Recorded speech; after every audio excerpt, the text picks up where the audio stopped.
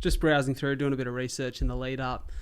You know, as I said... Got to be some of the easiest research you could do. I watched 5 reels in preparation for this podcast. Well, there's a couple of things that stood out to me. So we'll talk about one of them in a moment. We'll bookmark it, maybe your former professional sport aspirations. But rather, one thing that I found quite interesting, which actually shocked me, is on Melbourne, I think it was Melbourne Comedy Festival's page, they quote that you are ranked the 17th best comedian in Australia right now. Yep. How does that work? Okay, so that's another good question, Brad. You're 3 from 3. Now, you're probably thinking, I didn't know there were official stand-up comedy rankings in Australia. That's exactly my thought. Yeah, and the reason is they don't exist. I wrote that blurb myself. And I very humbly ranked myself at 17. Yeah. And according to my rankings, not to speak out of school, Tommy Little's at 16. And with a good showing at this year's Melbourne Comedy Festival, I'm looking to leapfrog Tommy straight into the top 10. Mate, I like your chances of that. I must admit, I read it, and the first thing that come to mind was Jimmy Carr's quote around trajectory is more important than position.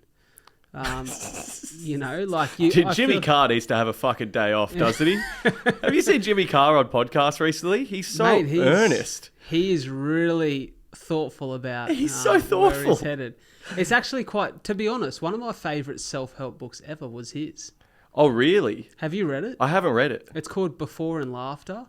Oh, it's a great title. And I think it was COVID maybe, like during the pandemic lockdown periods, you know, stuck at home, you're looking for things to do. Not much of a reader, but enjoy a listen. You know, kind of multitask. Not very well, but you can try. And listening to the book, and I was like, this is actually... He's pretty smart, Jimmy Carr. Yeah. What was the book about? How is he... Essentially about his journey to be a comedian, like leaving a position. I think he was like in a marketing position for an oil company and sort of gave himself a 6 or 12 month window to live in his mum's basement and have a real crack at it. And yeah, I heard when he first started, usually open mic comedians are like so broke, you know, getting around, free beer here or there. But apparently when he was doing the open mics, because there's so many in London, he had his own personal driver. Because he was like 30 when he started and he was minted. Yeah. So he had a guy, he would go in to do the open mic and his driver would wait out the front and then drive him to the next one. Pretty crazy start. Jimmy Carr, though, this is the thing that cracks me up about Jimmy Carr, is he's made a whole career out of telling like one-liners and knock-knocks and riddles about like, you know, molesting some bloke's mum in the front row. And then like 20 years later, once he's a multi-millionaire, he wants to turn around and be a life coach.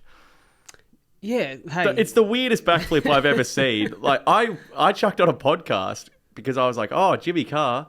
Yeah, cool, I'll listen to this. And I thought I had hit the wrong episode. It was like David Goggins or who's the Tony Robbins? That's what I'm looking for. It was like Tony Robbins had subbed in for Jimmy Carr and they like dubbed his voice or something. I don't know what happened to Jimmy Carr. I don't know if he like found out God is real or something, but this guy, something happened to him in the last 4 years. It's a crazy turn. I feel like it's a real intelligent pivot. How so? Maybe similar to Kate, you know, if you got a few extra strings in your bow. Yes, maybe once again I'm just jealous of someone else with a second string. A few more ways to cash a check. Guess so. Yeah, well, the self-help industry is a great industry to be in right now. I'd say questionable. Isn't this like a self-help podcast? Are we not in the industry? I would say we're in the industry, but I'm not sure whether financially it's doing that well for me at the moment. So okay, fair enough. Yeah, maybe I need the suit and the British accent though. Yeah, for sure. I think that certainly helps. But what did you say before I cut you off about the Jimmy Carr thing? Trajectory, more important than position. Trajectory more important than position. You know, so I feel like there's 16 chances for you to continue to improve the quality or at least the way that you feel about your life. Yes.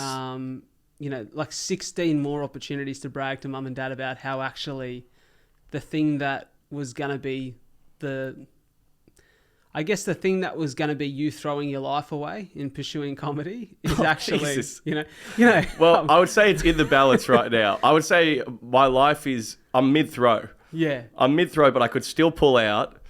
But yeah, I'm currently ranked 17th. But like I said, mate, well, to your point, trajectory.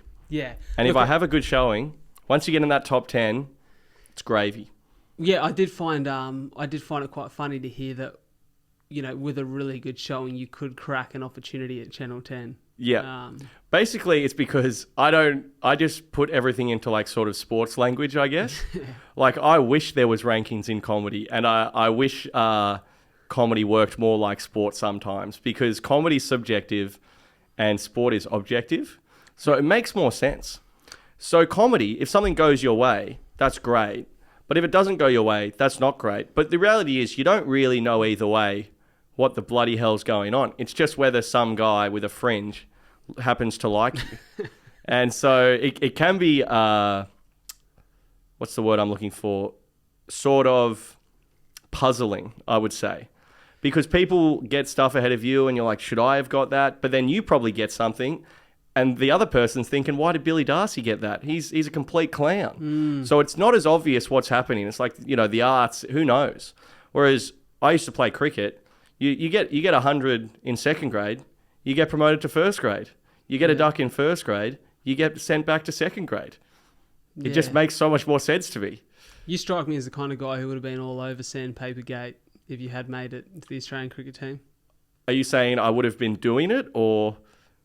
I'm not suggesting anything. I'm just thinking you would have been close to the source. I would have been close to the source. Yeah. I would have been part of it. If Steve Smith asked me, or David Warner, if David Warner asked me to do something, I don't think I would do it. But if Steve Smith asked me to do something, there is no limit to what I would do for him. So... There's a word for that. It's loyalty. Yeah. Yeah, loyal character. That's what I meant. I would risk a 1-year ban for Steve Smith. What a guy.